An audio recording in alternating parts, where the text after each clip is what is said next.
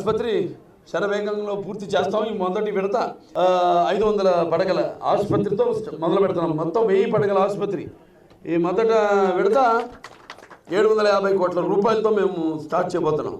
ఎక్కడి నుంచి వస్తుంది డబ్బు అంటే మంచి దీనికి ఒక సంకల్ప బలీయంగా ఉంటే ఇవాళ ప్రకృతి పులకరించినట్టే సహకరించినట్టే అందరు దాతలు ముందుకు వస్తారు. ఈ ఆసుపత్రి వస్తూనే ఉన్నారు, వస్తారని కాదు, మేము చేస్తామని వాళ్ళందరూ కూడా వాళ్ళందరికీ దాతలందరికీ నా కృతజ్ఞతలు తెలియజేసుకుంటున్నాను. నెక్స్ట్ విడతలో మళ్ళీ ఒక 500 పడకల ఆసుపత్రి విస్తరించి ఇది మొదటి విడత 2028కి పూర్తి అవుతుంది. ఈ సేవలు ఇలాగే విస్తరించుకుంటూ పోయి ఇవాళ అవసరం ఉంది. ఎందుకంటే ఇంతకుముందు గుండెపోటు అది ప్రధాన వైద్య రోగంగా ఉండేది. ఇవాళ దాన్ని కూడా అధిగమించి ఇవాళ క్యాన్సర్ అనేది మొదటి స్థానంలో ఉంది. అన్నాను మా అమ్మగారి కోరిక, అంతర్జాతీయ ప్రమాణాలకు తగ్గకుండా వైద్యాన్ని అందరికీ అందించాలని. సో దాంతోనే మేము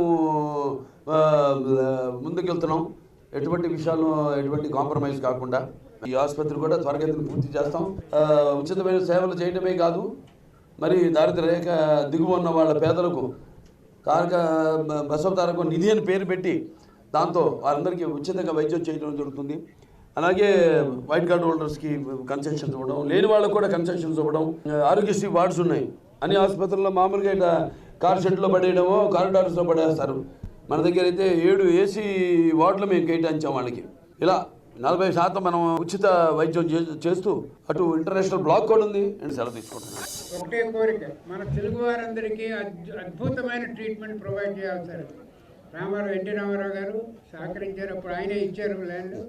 ఆ బోర్డ్ ఆఫ్ మెంబర్స్ అందరం కలిసి ఆ hospital 1 of the 5 in the country now in 20 years. 1 of the 5 in the country.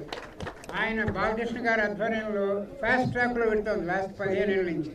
ఆ హాస్పిటల్ 750 బెడ్స్ అయ్యి అద్భుతమైన సేవలు అందించేందుకు 25 సంవత్సరాలు కష్టపడి అందరూ పనిచేశారు మన బాలకృష్ణ గారి లీడర్షిప్లో. ఇప్పుడు నేను చెప్తున్నాను, చైర్మన్ గారు చెప్తున్నారు, అందరూ చెప్తున్నారు, ఇది డెవలప్ చేసేందుకు 5 సంవత్సరాలు కాదు, 25 సంవత్సరాలు అక్కడ. ఇది అద్భుతమైన హాస్పిటల్ కింద. అక్కడ హైదరాబాద్లో తీసుకున్నామా ట్రీట్మెంట్, ఇక్కడ తీసుకున్నామా తేడా ఉండదు. మీకు అక్కడ ఏమి ఇస్తున్నారో ట్రీట్మెంట్ ఇక్కడ అవే వస్తాయి.